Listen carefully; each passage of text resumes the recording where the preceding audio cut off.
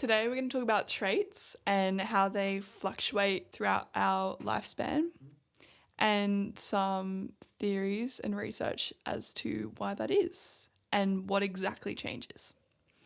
So I wrote a definition for traits. It is general dispositions that influence a behaviour or cognition. They can be enduring patterns or short and apply just to a moment or a behavioural state. The traits that we're going to be talking about today are continuous traits or traits that change kind of on a continuum. The concept of traits is that every human possesses all traits, and these are some of the factors of like trait theory and some of the assumptions that we hold about traits. So every human possesses all traits. Trait patterns are to be developed until the end of early adulthood. They are on a continuum, / they vary for every individual. They describe different parts of our personality and they become usually more stable over time.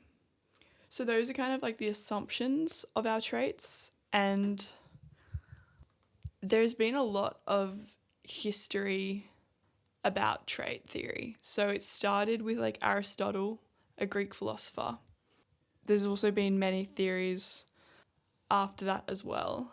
But the main one we're going to talk about today is Eysenck's theories and also McCraig and Costa's ocean model.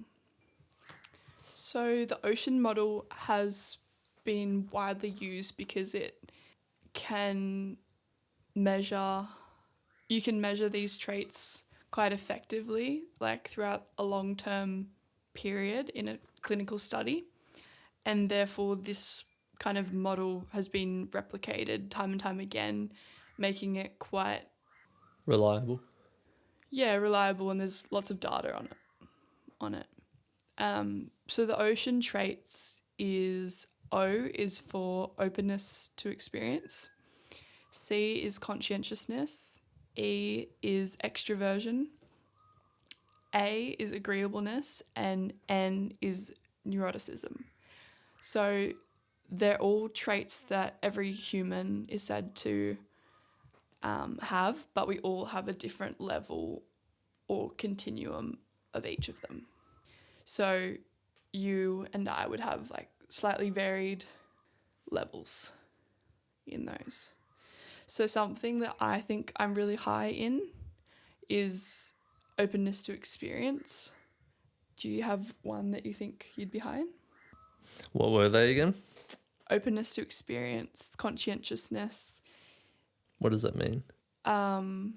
It's like care for others and like respect, aware of your surroundings, aware of others and self. Yeah, maybe I should explain what they are first. So extroversion is basically the continuum of, if you score low in extroversion, it would mean that you're more of an introvert. So it's like how introverted or extroverted you are, like where do you kind of sit on that level? And that just means like, are you more inhibited or more like your own time more than like social time, or need more of your own time rather than social time? Extroversion would be like you mainly spend time around others or you seek that. Then agreeableness is kind of like, you're being agreeable. So you're trying to keep the peace and you're trying to listen to other people's opinions, and you're kind of like open in that way. Like you just let others have room to say their opinions. And then neuroticism is basically how you regulate your emotions. So if you're like hot-headed, that would mean you can't really deal with the emotions as well. And if you're low in neuroticism, it would mean that you're usually better able to like understand what emotions are happening for you and better able to regulate it. Yeah. So which one do you think you'd be high in?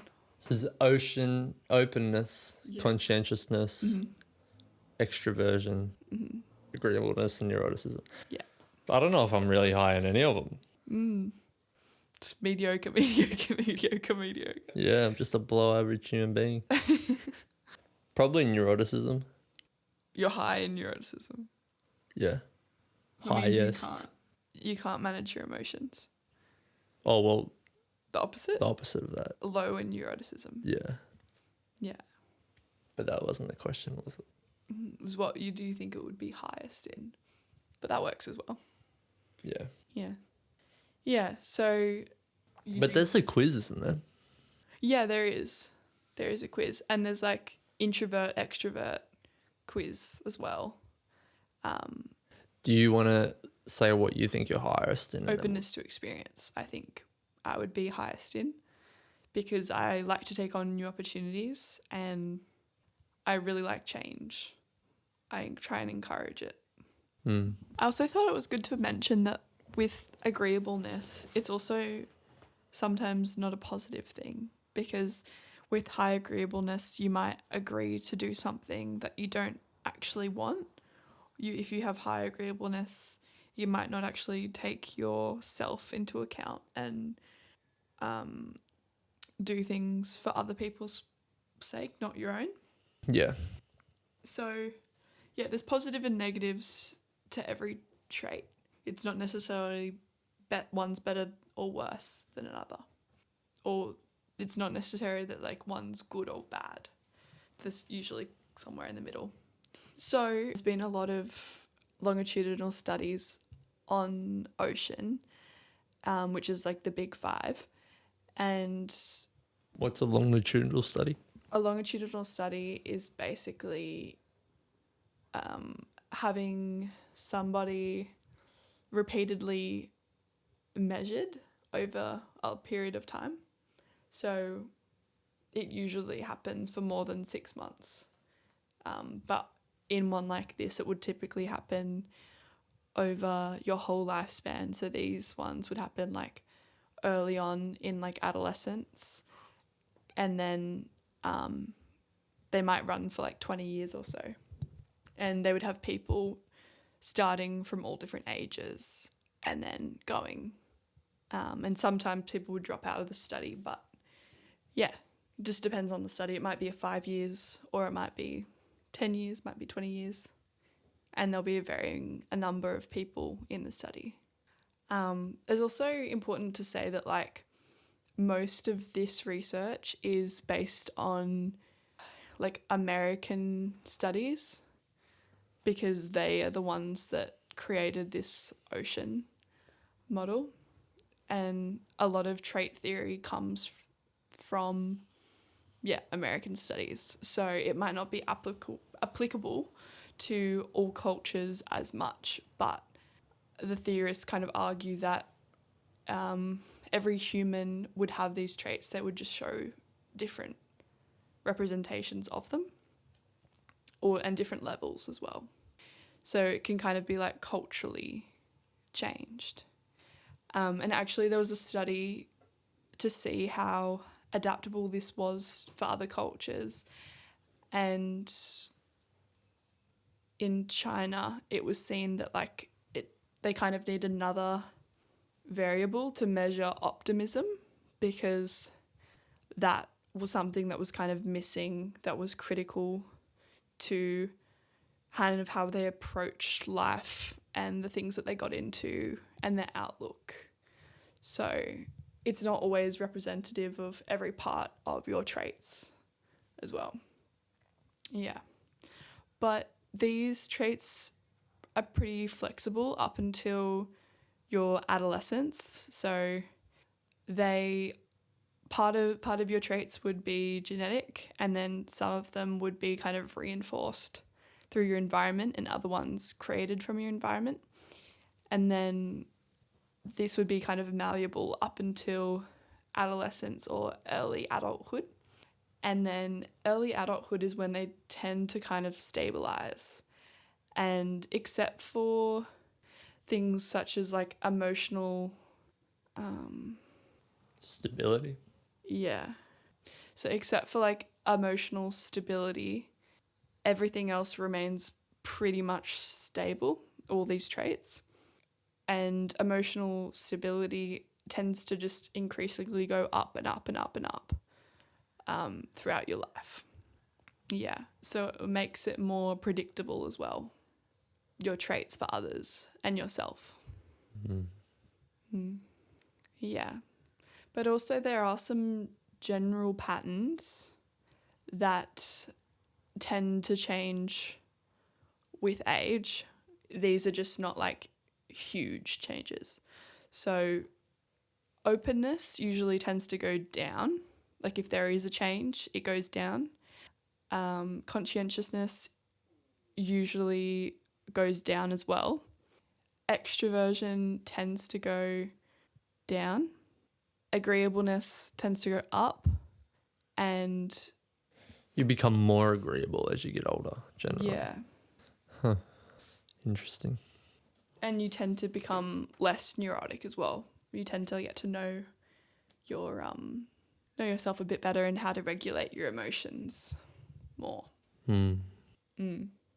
Which is interesting too, because I think when you look at all these traits, it makes sense when you compare like a young person to an older person, because what I have experienced is like the older people in my life are usually pretty agreeable or don't like to create conflict or will like at least hear you out. I'm not sure if that could just be like my family or the people that I've been surrounded by, but that's kind of what I've tended to see. Is that what you've seen? I would have guessed it would have been the opposite, because as long as, like, the longer you live, the more you kind of decide on how the world works. So you'd be like more sure of what you believe. So you'd be less agreeable. But compared to like a young person, I think young people on average are probably less agreeable Yeah. than older people. But I don't know. Yeah, it's tough. It's interesting to think that, because you would think that you would become, yeah, I understand what you're saying about like less agreeable as you age, because you're more set in the patterns and the routines that you know and that are familiar to you. But I think as well, what maybe it does account for is that you realize that there's more difference and that you don't know everything, and that everybody's opinions have formed from legitimate things. Yeah. And that I feel like when you're a younger person, You're just ignorant. yeah, just haven't experienced as much of the world, so don't know fully yet. Was there any other things that surprised you? I don't remember the other ones. I think it all made sense. So openness goes down. Openness to experience. Yeah. How is openness and agreeableness different? So it's like, I feel like agreeableness is more of a social factor, and openness to experience is like you personally doing things, like going out and being like, oh yeah, I'm going to do that. Like I'm going to change it up. And that kind of makes sense with what you were saying about people getting stuck in routine too. Yeah. Because you're doing more of what you're familiar with, therefore you'd be less interested in like switching it up, maybe. Yeah. Yeah, no, it all seems to make sense. Funny that. Funny that. Yeah. You got the Brendan tick of approval. Well done, guys. That's right. Correct. Well done. So Eysenck pretty much created the introversion, extroversion, and neuroticism traits. So this was prior to the Big Five, and he thought that introversion and extroversion was based on like a biological difference in people's brains. So he thought that people that were more introverted had a more sensitive ascending reticular activating system. So he thought basically that your nervous system was more sensitive to your surroundings, so you need less stimulus to kind of to stimulate it. So, and then those that were extroverted needed more arousal to stimulate the ARAS. So, yeah, he thought it was like a need to have this stimulation in your brain and in your nervous system that what is why we either go towards or kind of contract social settings. Yeah. Yeah, so the ARAS is like a network that controls emotion and motivation. So it includes like your amygdala, your cingulate gyrus, your hypothalamus, the olfactory bulb, the hippocampus, and the cerebral cortex.